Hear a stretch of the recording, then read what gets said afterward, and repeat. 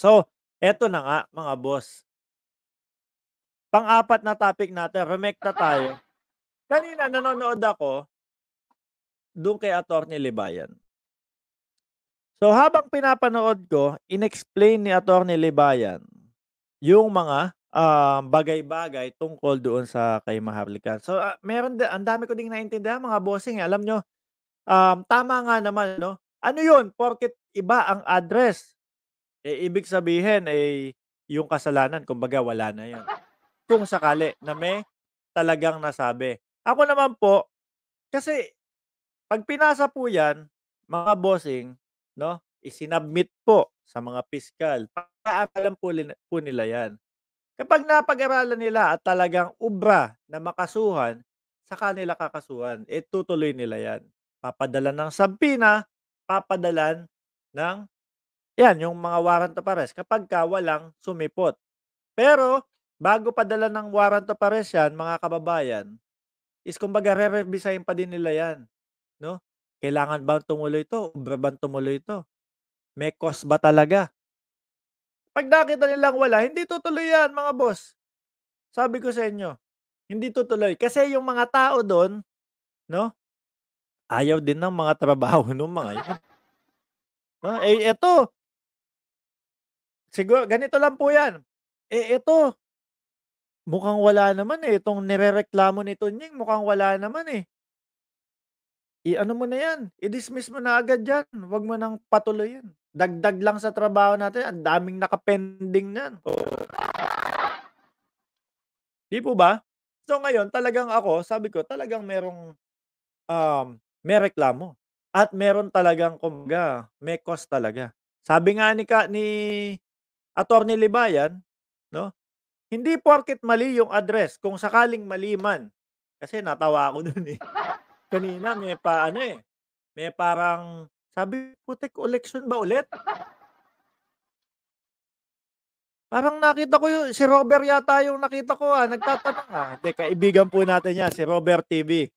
Ano 'to meron na namang ano, kalye survey na naman. Sabi ko, "May kalye survey na naman?" 'No?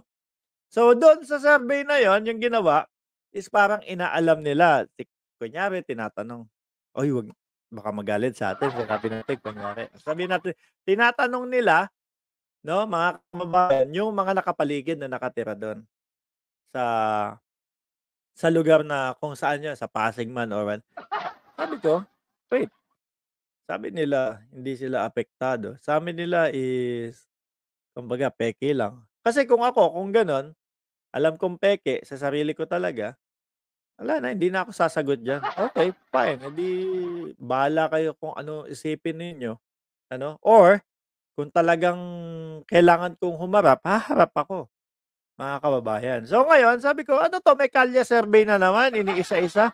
Kilala niyo po ba itong babae na 'to? Kilala niyo po ba itong gano'n?" So, sabi ko bother sila, 'no, bother sila. Bumalik tayo dun sa sinabi ni Attorney Libayan. Sabi niya dun, hindi naman po porket mali yung address, eh, ibig sabihin void na. Kumbaga yung inirereklamo ni Katunying is wala na, 'di ba? Address lang yun, eh. Okey, sige mali, i-amend, 'no? I-amend, palitan. Kasi ang mangyayari dun, tama nga naman po mga bossing, na kung address lang po ang pagbabatayan, ako gagawa ako ng krimen kung sakali, eh, lilituhin ko na lang kayo sa address. 'Pag nalito kayo, nagpasa ng, sabina dun, tapos, mali, ibig sabihin wala ng kaso, hindi po. I-a-amend, babaguhin, okey, ano ang tunay na address? O dito po, o eh, di ayusin, ipadala ulit, gano'n.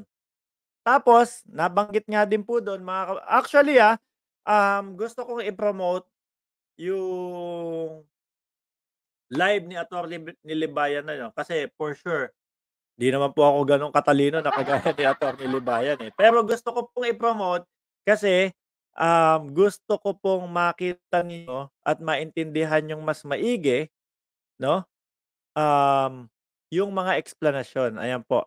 Kung makikita niyo, lalapit ka, Maharlika Tanim Kaso. Ayan, yun yung title niya. Maharlika, Tanim Kaso. At yung pangalan nung mismong, ano tawag dito, YouTube channel ni Atty. Libayan is Batas Natin. Ayan. Gusto kong mas maintindihan nyo, no? At the same time, kagaya nun, yung mga nagsa-cyber libel na lumalagpas doon sa mga talagang paninira na, umaabot na sila ay makakasuhan, eh kahit po nasa ibang bansa kayo, no? Makakasuhan at makakasuhan pa din. No? Sabi nga ni Atty. Libayan, mga bossing is kung nasaan yung taong nagrereklamo, doon yung pinakalugar. Doon pwede magkaso. Uy, Totoy Golem! Number 21, maulan na umaga dito sa Pinas, Boss Lodi Mark. Ingat po sa lahat. Lamig pala dyan, ano? Masarap matulog dyan. So, medyo play natin ng konti kasi nagandahan talaga ako. Ito yung topic na talagang nagandahan ako at naintindihan ko. Kasi yung iba, mga boss, hindi naman sa pag-aano, ang dami nagsasabi, nandito ako sa Amerika, nandito ako sa ibang bansa, hindi ako makakasuhan kasi iba yung jurisdiction dito. Oh, oh, kung mali, i-invalidate talaga. oh. Ayan. Ang yabang. Oh, That's so arrogant. That's full of shit. oh. So, kahit mali-mali yung sinasabi nyo, hahayaan lang namin para hindi kami mayabang at full of shit. Medyo, ano natin? May na-interview pa tayo doon na mismong naging kilalang-kilala yung Eden Contreras at meron akong follower doon. Yeah. Mga umatis natin. Will that be a defense? In case you were filed the case, sasabihin mo, hindi po dyan yung address ko. Hindi ang depensa. Anong gagawin ng korte? I-amend lang. Yun yung sinasabi ko sa inyo. Hindi pwede maging depensa. Mali yung mali yung pinagsambitan ng address. Hindi depensa po yun. No?